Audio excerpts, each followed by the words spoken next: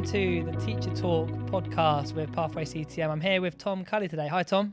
Hey, Chris. Thanks for having me. How are you finding the new environment we're in today? Yeah, it's great. It's comfy sofa, decent company. What can I say? Yeah, that's what I like. Yeah, we're in this pretty cool setup. We're pretty pleased to be doing this, and I've got the best guest. I could decide on who I could bring in for our first proper podcast, and Tom Cully. We go back quite a few years through Pathway CTM, came through the program. He's doing amazing stuff now at BT. So this is Teacher Talk. So we want to bring things back to teachers today. So the three topics we're going to be covering with Tom today is why do an apprenticeship? So the government stats are saying at the minute that apprenticeships, in terms of those doing them, are on the way down. Not enough are doing apprenticeships. I want to hear from Tom today in terms of ideas that he's got potentially on how to promote them. And Tom's got loads of knowledge and background in apprenticeships, which we'll come on to. Second is experiences of the workplace. And actually, what is work experience and what did Tom do and what can we be doing in schools differently maybe? And thirdly is career progression and pay. We'll be looking at some data regarding graduate salaries versus apprenticeship salaries, and I'll be getting the gossip from Tom on what he thinks in terms of his career choice. So, Tom, just to kick off with a bit of an introduction properly, so who are you and I guess why are you here today? Yeah, sure. No problem. And again, like I say, thank you so much for having me.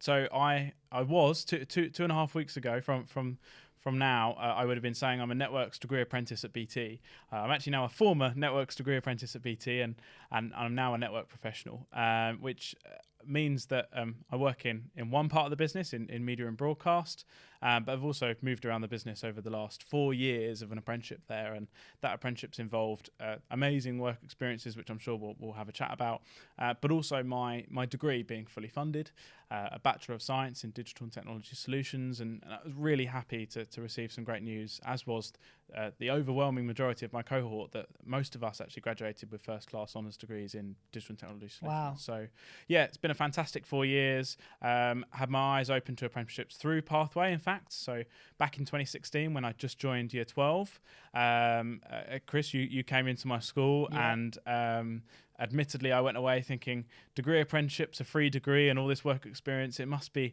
some kind of pyramid scheme, it mustn't be true. But actually going away and then going, wow, Chris was absolutely right. Look at all these amazing programs with big businesses, big brands, as well as pivotal small businesses as well. I was really loved taking that away and applying for 8 in the end, and as I say, ending up at BT. No, that's amazing, Tom. And we'll come on to the Baker Clause and what teachers need to be doing maybe a bit differently in terms of those engagements with different types of services that aren't just universities. So yours was Year 12, was your catalyst for change, is that right? Yeah, absolutely. And before that point, for some reason, I thought I was destined to study at the University of Glasgow and study a double honours in computer science and politics. Why Glasgow? You know what? It was the only the only university in the country that offered a double honours in those two subjects, computer science and politics, and I was interested in both of them at the time. Not any longer when I saw the opportunity to do an apprenticeship, but it just happened to be that was where it was the only people who were kind of offering that course. And having visited it, I thought, yeah, this is a pretty cool place to be. I'm not sure what my parents thought. Maybe they thought I was trying to get as far away as possible, being from just outside London. But yeah, equally they loved the idea of the apprenticeship when I put that on the table. So that's amazing. So Tom, you went down the apprenticeship route. I went to uni myself many years ago. I went to Loughborough Uni. That was right for me, following my passions. Would you say that you followed your passions into the apprenticeship route? Yes, absolutely. Because it happened to be that when we spoke about apprenticeships and when you came into my school, Chris, with Pathway, for me, there were lots of kind of degree apprenticeships in the digital space. And I've always been really passionate about technology. And at the time, I was doing a part-time job as a technician at a local theatre, doing like lighting and sound and stuff like that. So to then branch that into either kind of software or networking or cyber, and that's kind of where a lot of the programs that I applied for kind of revolved around either networks or software-based roles. Obviously leading into a networks role now, but I've always been passionate about technology from a young age, and I knew I wanted to go into technology. I'm really lucky that at the time there was a real boom of degree apprenticeships in technology. So yeah. So I'm going to get right onto it, because you mentioned their passion for tech. So many teachers I remember sort of telling us, you can't do this if you don't do that. And if you don't study or get the grades here, you can't do X, Y, Z. Yeah. And I think young people think that too much these days, whereas research from the Institute of Student Employers say 86% of employers don't actually care what you're studying. And what about at BT? Do you have to study the STEM subjects? Well, to answer that question, do you have to study a STEM subject to go into technology at BT on an apprenticeship? The answer is no. And for me, what I go back into schools and tell now, having been through the process, is there's no yellow brick road. And I think for too long, schools have been in a position that you say, you've got to go to university. The most successful people with the highest salaries and the most, successful careers go to university. And I don't think that's true. Equally, I did go to university, but in a different method. And I want to pick you up on that. So you've done 4 years at BT. You've come away with a level 6 BSc. Just for those out there that might hate against apprenticeships or maybe not understand it, that is the equivalent of someone who went to uni. I got a BSc, I got a 2-1, but I paid a fair bit of money for it. But you didn't do that. Just to really make it clear for us. Yeah, absolutely. So exactly as you say, I have a first class honours degree in a Bachelor of Science of Digital and Technology Solutions. So exactly the same as an equivalent Bachelor of Science. So computer science is a Bachelor of Science degree. It's the same level. Difference being I haven't paid a penny for it. I've had 4 years worth of work experience. I've been able to put that learning at university into practice in a real workplace. And I've been paid for the whole period. So for me, that was a no-brainer. And Tom, you do a hell of a lot outside of your job as well. Just tell us a little bit about some of the stuff you were talking to me about, your chair roles and going a little bit wider, just briefly.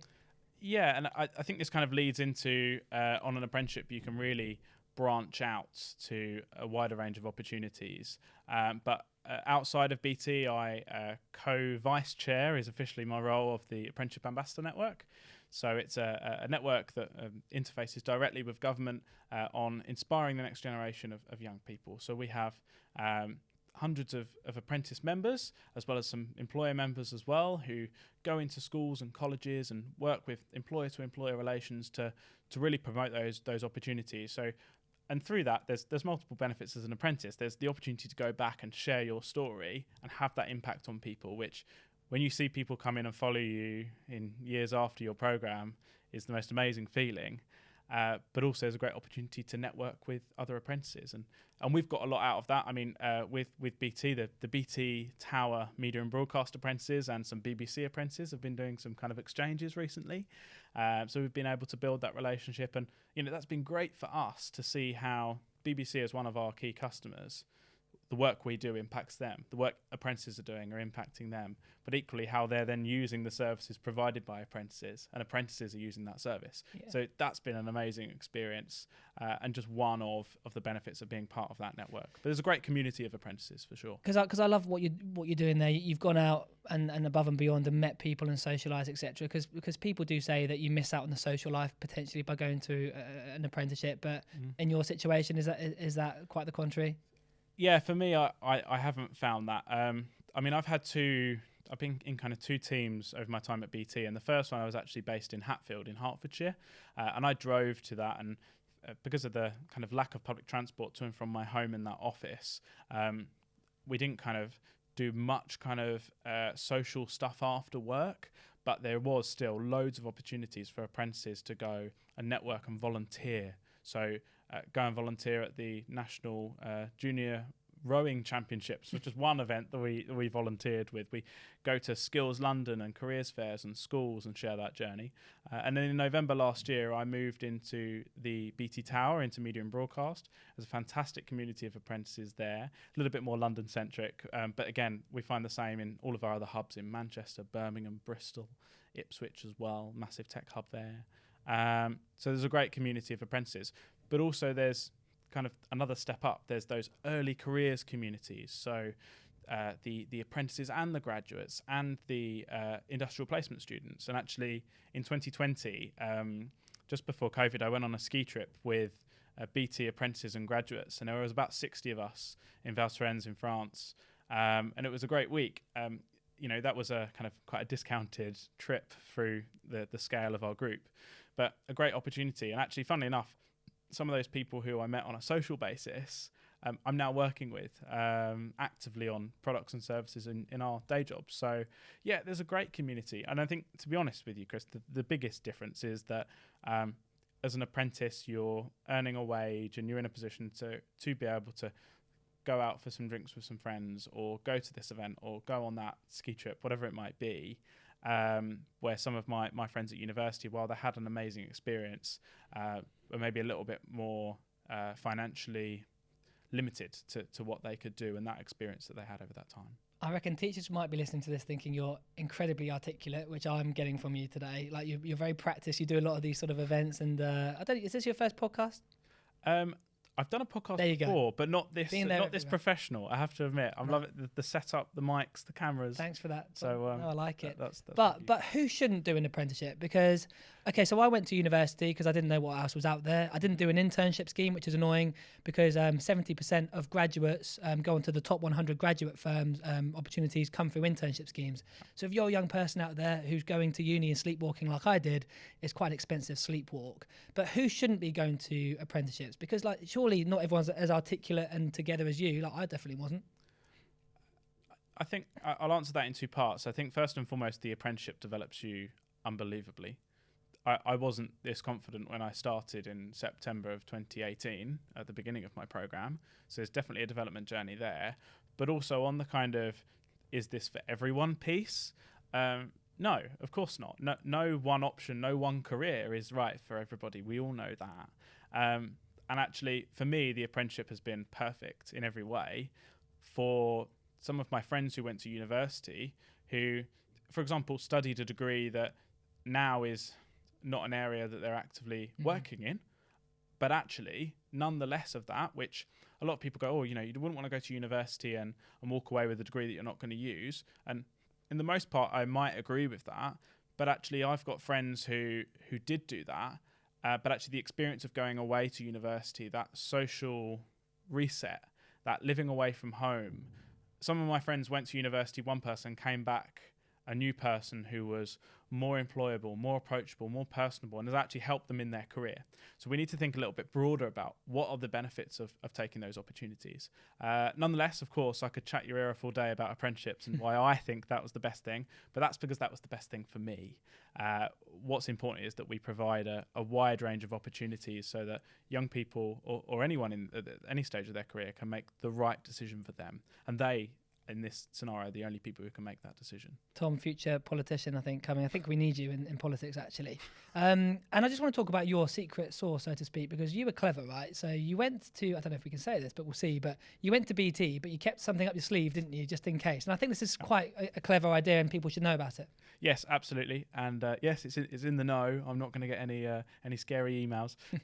But no, so I actually applied for 5 universities through UCAS, which is kind of like the standard application, as well as 8 apprenticeships of different levels. So some equivalent to like A levels, some kind of level 4, which is almost like a foundation degree kind of level as a rough idea, all the way through to level 6, which is full degree. And I also applied, as I say, for university. So I ended up that by results day, I had 1 apprenticeship offer and 1 university offer. So I had the BT 4-year-long Digital and Technology Solutions apprenticeship, and I had an opportunity to go and study computing at the University of Kent. And they were both kind of good opportunities. But for me, I thought the apprenticeship was more me. Equally, how would I have known that? I wouldn't have known that until I was on program and actually was living it. So what I decided to do was call the University of Kent and say, I've received an offer for September 2018. Is there any chance I could defer it to September 2019? Which, again, it's not a guarantee that universities will let you do that, but I've heard that in the most part they may do, and in this case they did. So I kept that offer, University of Kent, thinking I'm coming to them at September 2019 at this stage, kicked off the apprenticeship with BT, and then essentially used that as a buffer. So that if I didn't enjoy the apprenticeship, after 6 months I could drop out of BT and still have that offer sat there waiting for me without having to go through the UCAS process again and reapply and go through all of that. And then fast forward, got to, it must have been about June or July 2019, so only a few months away from that start of the apprenticeship with start of the degree with University of Kent if I was to take it.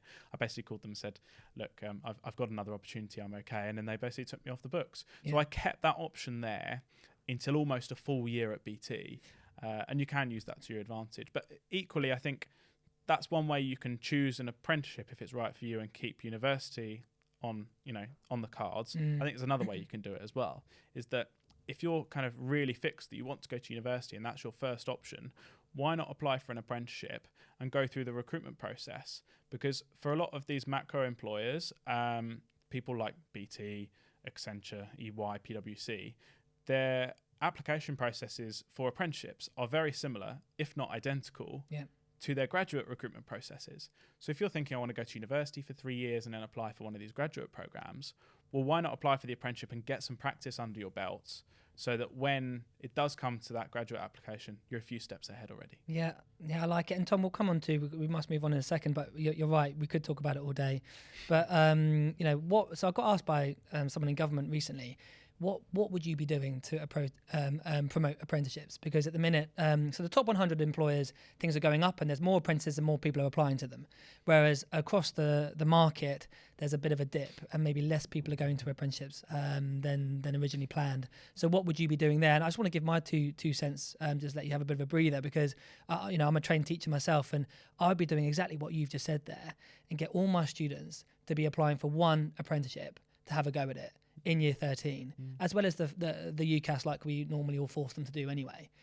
Because like you just say, the practice of understanding where you want to go, it could help you decide better where you wanted to go to university. But surely that's what we should be doing as teachers, and having a go and also learning how to fail and fail gracefully and not getting rejected and that ruining your life.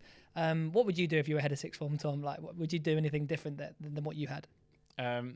Well, first and foremost, being rejected is part of life.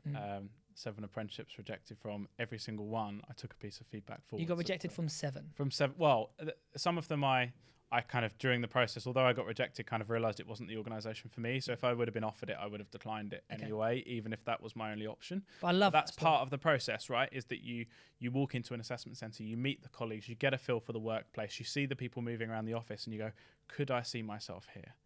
And a lot of people also get rejected from apprenticeships, not because they weren't of a kind of good enough standard, but because their values just don't match up. And that's a good thing if you get rejected on that basis, because if you didn't know that and you continue with that opportunity, you're not going to last long if your values don't match up. But sorry, I digressed slightly there. So what would I do if I was a head of sixth form? I think it's about stories. I think we need to encourage more apprentices like me, or former apprentices like me, to go back and share their story. And for the thousands and thousands of apprentices we've got in the country, what if they just went back to one school? What does that look like? That for me is a big vision, but something I really believe in. The second thing is, I think we need to, and this is I'm almost not answering a question here, but we need to engage more with parents, because having worked with you guys and gone to parents' events, you've seen the queues of questions we get afterwards. And I think that there's a possibility, and I don't know this, but I think there's a possibility that some students maybe hear from apprentices or hear about apprenticeships, maybe go home and the idea or the vision doesn't land so well because the parents haven't heard it from the horse's mouth, right? They haven't heard it from the apprentice. They haven't heard it from that advisor that's seen apprentices be really successful. So I think there's a piece there as well. I would love, and again, I don't know what this looks like, but there to be a metric like Ofsted. We use, I'm a little bit old school because when I went through school, it was all A star to C, but that term, X percentage got A star to C. We hear it all the time in schools in every single corner of the country. Why don't we have a metric about people who leave sixth form or at 16 and hit apprenticeships or internships, or because they are, as I say, there's no yellow brick road. What about entrepreneurs? We don't talk about enough about people who leave school and set up their own business. Is the curriculum fit for purpose, do you think, Tom, from your point of view?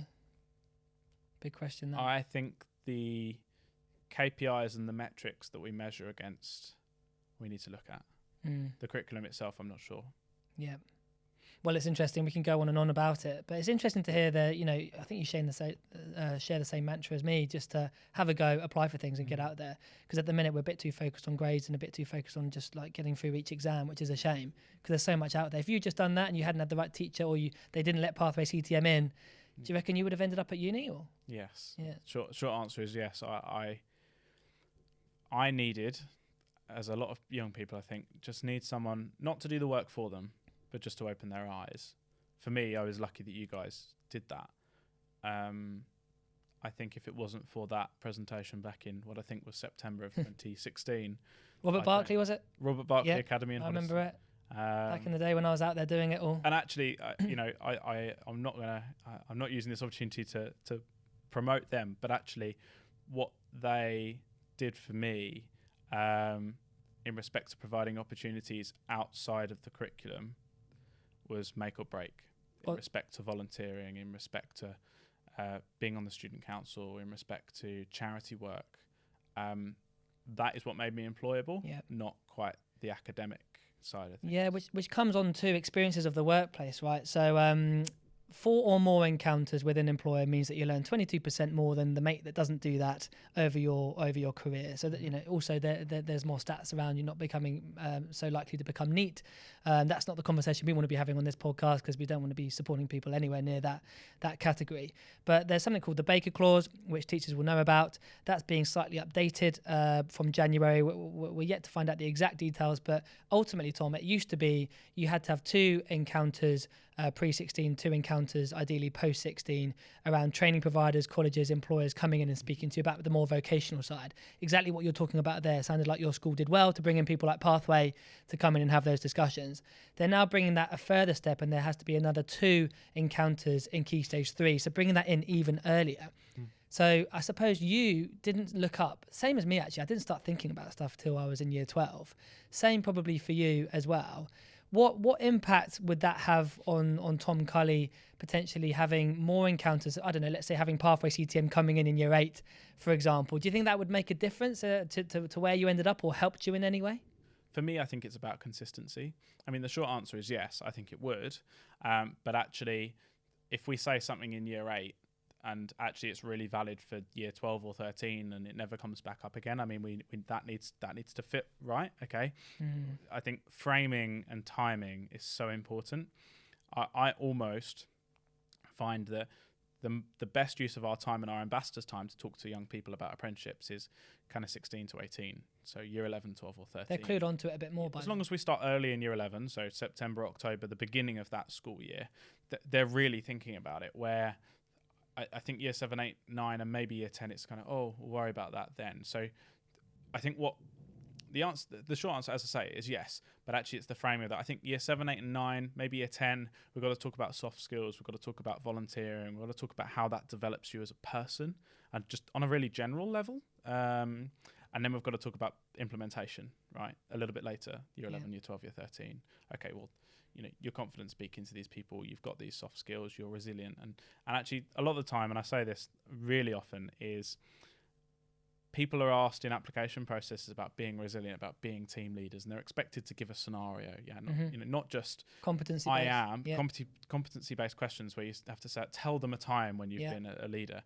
And there are a lot of young people who are leaders, a lot of young people who are resilient, but don't quite know how to answer those questions because they've never been asked. Even just stimulating conversation to get young people thinking about the time they've been resilient. And I do this a lot with, young lads who may be footballers, again, don't want to stereotype at all, but if I kind of go, I get I'll ask who's resilient, and everyone kind of just stares at me, and I go, okay, who plays football? And a load of people put their hands up. I say, okay, when you get tackled, or if you fall over or whatever and you lose the ball, do you just go, can't be bothered with this, I'm off? Or do you get back on your opposition and try and get control back and then try and score more goals? And obviously the answer is we carry on playing, we try and get that control back. That's resilience. But actually, I don't think young people often know that is a reasonable example to give in respect to a time that someone's been resilient. And that brings me on actually off topic, but we work with Capfinity who do the strengths profiles. And so for young people from disadvantaged backgrounds, might be free school meals, we give them by coming through our program free access to one of those strengths profiles. And resilience was the top strength that employers wanted over the COVID period. It went to number 1, and they just want young people who've got resilience, who just want to get in and get muddy and get dirty and get on with the job and have a go. I think that's quite meaningful, really. I wish I'd started my schooling career with a strengths profile telling me scientifically what I'm good at. So yeah, teachers out there, I think it's so important that we try and put that sort of stuff into the curriculum. It's not just putting you in a box, because if we put Tom Cully in a box, he might have ended up somewhere that would have been not your right destination, because your school helped you see what else was out there, which is why it comes back to the Baker Clause being so good, that we are trying to bring that lower down, and it might impact people to make different decisions, because not everyone would have made the right decisions that maybe you made, and maybe we'd have gone for music instead of a science, or who knows. But I think what we will see is employers probably not being too interested in coming down to Key Stage 3 potentially. But we need to make sure that young people know that ultimately from post-16, there's 3 routes now, really. There's A-levels, which you and I took. I took BTEC, actually, BTEC and A-levels. I actually did a mix. So I did 2 A-levels and a BTEC, which, 2 A-levels and 1 BTEC equivalent. So. Yeah, I did two BTECs, 1 A-level, double business studies in PE. I just picked the ones that I was good at, right? What about you? Maths, geography, and a BTEC in music. Okay.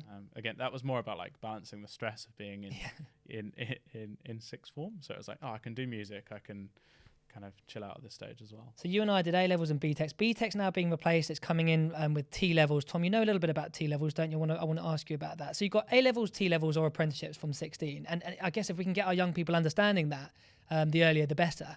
It's interesting because A-levels, my view on it is, a lot of people would be doing A-levels. You might want to be in the in crowd. You might want to go down that route. Versus T-levels, 45 days work experience. It seems a little bit more on the apprenticeship side.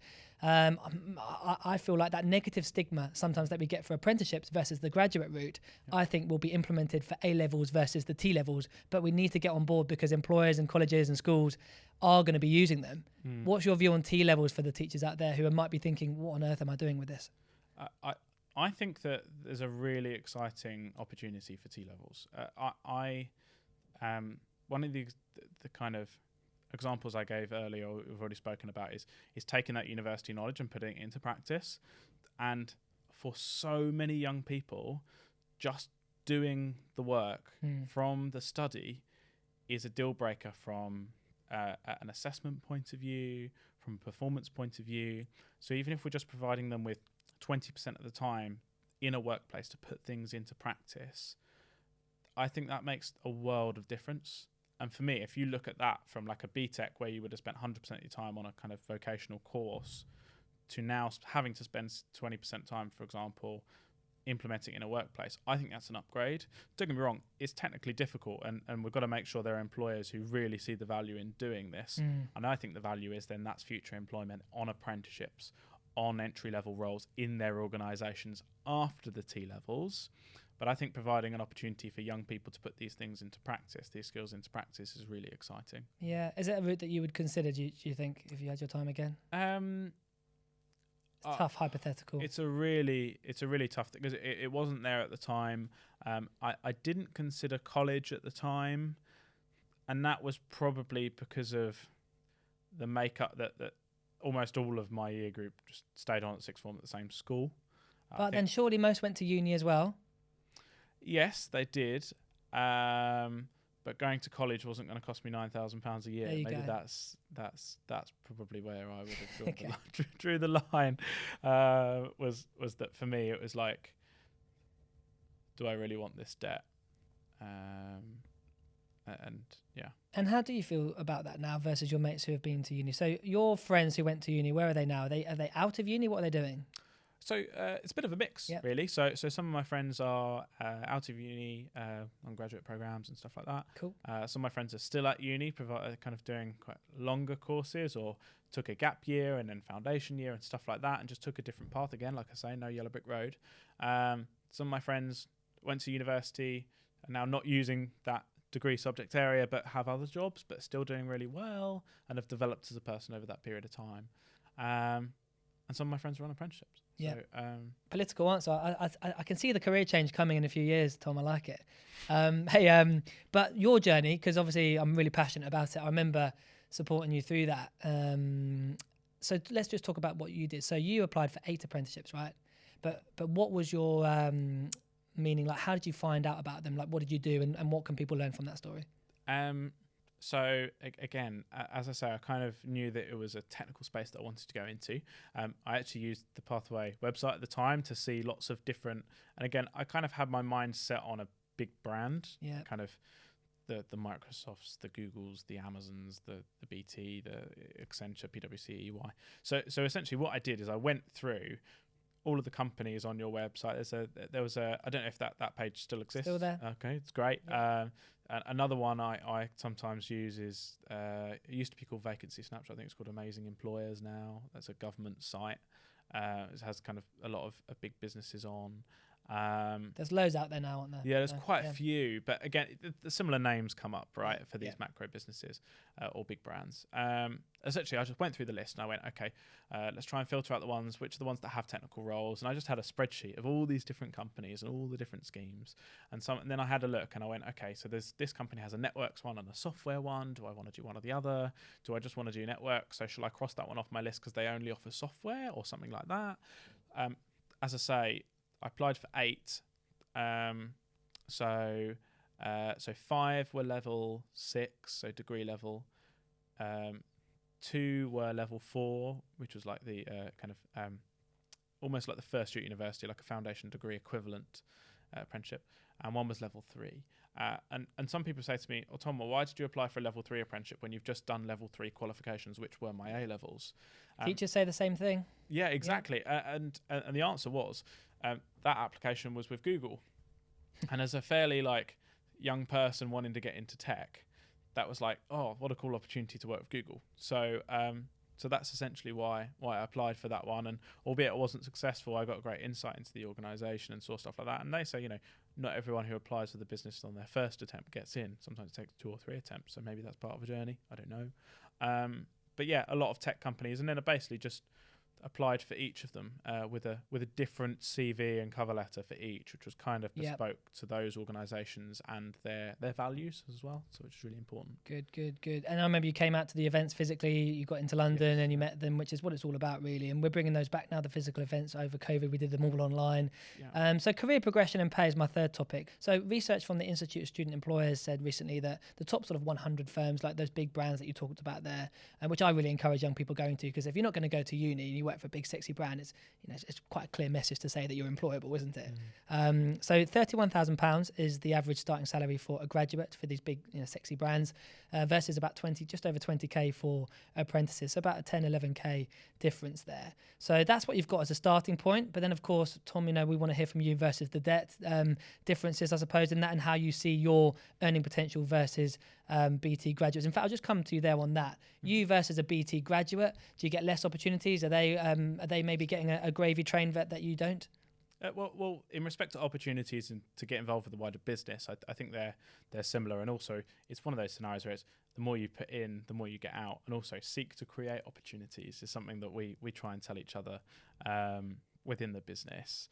In respect to pay, I think it's fair to say that a apprentice rolling off of their program is going to be in a better financial position to somebody joining the graduate program. Now, don't get me wrong, it's a slightly unusual example to give because one is at the end of their program, one is at the beginning, but the person finishing the apprenticeship has been paid for 4 years, has highly likely been given a pay rise after every single year, you've also got to include the indicative cost of £9,000 a year to go to university. So you can almost argue that is an addition to your kind of salary every year, because that's what you're saving if you think of it like that. Where, again, somebody on a graduate scheme, not only have they got a salary which is probably less than what an apprentice has earned over 3 years, so that then they're in line with each other in respect to timelines, but they've also got the debt to pay off as well. And Tom, the majority I hear from apprentices, I really like the ones that obviously apply for uni, apply for apprenticeships, and they just keep their options open. I think that's amazing, and everyone should be doing it for practice, like we mentioned. But then the model kind of is I'm at home still doing my apprenticeship, and the people I hear, which I'm quite jealous of really, because I didn't get on the housing ladder till I was over 30, is they're living at home, saving, not much rent, hopefully from mum or dad, or mum and dad, and then they hopefully buy a house or a flat quite early. What's your strategy? Is that the same? Yes, just keep saving. Yeah. At the moment, I'm in a quite fortunate position to still be at home. Paying some rent to mum and dad, keeping them happy. But yeah, as I say, still living at home. Admittedly, I think my mum's quite liking having me at home. You'll have to say goodbye eventually. I know. But I'm thinking with depending on what the housing market does, I mean, it's quite a difficult time to predict, but I'm thinking over the next 18 months. You'll be able to buy. I'll be able to buy. At what age? At that stage, I'll be 23. Wow. Okay. Well, look, I think that's a punchy message there. Hey, Tom, I just want to ask you on research a few years ago from the Sutton Trust. Just see what you think about this. So average earnings over a lifetime for depending on what qualification you got and where you got it from. So an average of 1.8 million over a lifetime for an Oxbridge degree graduate, so Oxbridge. As part of that, obviously, is Russell Group, but outside of the Oxbridge, the two Cambridge and Oxfords, is Russell Group only, and that's 1.6 million, so just slightly lower than that. And then we've got higher apprenticeships at level 5, 1.5 million. And the key thing here, Tom, is that they earn more than those who are going to non-Russell Group universities, who are about 1.35 million. So that's interesting, isn't it? So if you're not getting into a top Russell Group or a Russell Group university, technically you might be better off financially as well, you know? Yes. By doing an apprenticeship, sorry. Yeah, no, you're absolutely right. And I see that. And it's a difficult one because you could be studying at Cambridge or Oxford or a Russell Group university, but if you haven't had that journey through school or through university to develop those skills that make you employable in the application process, then you might as well write off the degree as useless, right? If Chris, you wouldn't employ someone at Pathway who couldn't communicate with the rest of the team. So we need to think of those skills as well. So yeah, I that doesn't surprise me. Yeah, and that's the thing. It's not just about. I framed that maybe in a bad way. It's not just about the money, though, is it? Of course, it's just interesting and good to see that apprenticeships have that, earning potential. Yeah, absolutely. And I mean, I was reading today about an apprentice who has gone on to be the chief operating officer of the small to medium-sized business that they work for. And I mean, that's incredible. I think they've been there about 6 years from leaving school. What an amazing opportunity to have been on. That's within an SME, but in big businesses as well. I mean, one of my colleagues, I think he's been with us for maybe about 10 years now, joined on the apprenticeship, is now or was our acting transformation director. Again, amazing opportunities, and to be able to have that kind of role in a business like BT is really, really impressive. Yeah, and Tom, I just want to give you some maybe one-line answers on this in terms of university versus an apprenticeship. Just in terms of your gut feel, what comes into you? Don't really what comes to you. Like we're down the pub speaking here. In terms of, do you think you're better off, or is there something inside you think maybe they're better off, or this is what I think about it? So, So you versus a graduate at BT in terms of pay. Apprenticeship, yeah. And that's included the whole thing about living at home, the whole model. Right? Everything. Social life. For me, apprenticeship. And sorry, you said one liner, and I'm going to break the rule. Because I was still able to go and see my friends at university and experience that university lifestyle. Fine. I still visited them. I could go there whenever weekend I liked. I even had the opportunity to actually, when I went to see one of my closest friends in Portsmouth, I actually drove down to Portsmouth on Friday morning, worked from an office we have in Portsmouth, and then when it meant that I finished my day at 4:30, I just walked straight out, and that was my weekend beginning rather than having to travel, because businesses do accommodate this hybrid working environment as well. Amazing. Now, look, lots of apprenticeships do use top Russell Group universities for their training. Yeah. You used an apprenticeship provider, which there are hundreds of around there. What about training? So people are obsessed about getting the best lecturers, the best advice, the best training. Training your end versus someone who might be at university getting the best from Cambridge or Oxford. For me, it has to be an apprenticeship because actually the specialists, those lecturers, those universities look for people who've worked in industry for a number of years to find those lecturers. You'll be working with them every single day on practical basis, on a day-to-day basis, seeing it in a real life environment, not in a lecture theatre. So if you have a question or query to ask, you don't have to go and get an appointment with your course tutor. You haven't got to go and find somebody's time or book that in a few weeks in advance. You just turn around in your office and you tap someone on the shoulder and say, can I just grab a couple of minutes of your time to ask a couple of questions?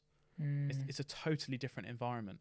And also within I've actively spoken on my university research to our chief 5G architect, to BT Technologies chief architect, to professors at other universities, because I've met them through my professional network, as I've met them through working at BT. And actually, I think I had access to incredibly experienced people, that maybe even students on program at some of these universities, depending on how confident they maybe were to reach out to these people in the kind of higher ranking positions in these academic institutions, maybe would have had access to. Yeah, okay. It's really interesting, Tom, and we're going to have to draw it to a close. But thanks so much for your time, mate. I really do appreciate it. What I just got from that, really, just to summarise, is I like how you talk about, for teachers to just have a go and apply to apprenticeships, and put yourself out there and learn how to fail, because life is about that, isn't it? And if you're that straight A student and you're not failing, you're not doing enough. Because you need to get out there and learn, and just like you did, and have these opportunities. And you also mentioned there at BT, you talk about seek to create opportunities. And surely, if you decide to go to uni like I did, I made the most of it. I studied in America. I got loads of opportunities through sport. I got the most out of it. But it just sounds to me like you can do exactly the same thing in the apprenticeship world as well, and you've done that, right? So you're not missing out at all. How you've pitched it today, I'm sure that everybody will be going back to their students and being like, look, guys, you need to do this as well. Have a look at it. Yeah, and I mean, like I say, it depends how you create those opportunities. Just looking at this, there will be a community of people. You might be not directly connected to that community, but build those connections with people. I mean, inevitably, when it comes to experiences and the apprentice lifestyle, people want to network, people want to be part of something bigger, and people by people, right? So for me, there are just so many opportunities that you can create. Working with the BBC, doing that kind of cross-apprentice community piece of work that we've done, we just said, do you want to come over to BT Tower and see what we do? They said, sure. Do you want to come over to New Broadcasting House and see what we do?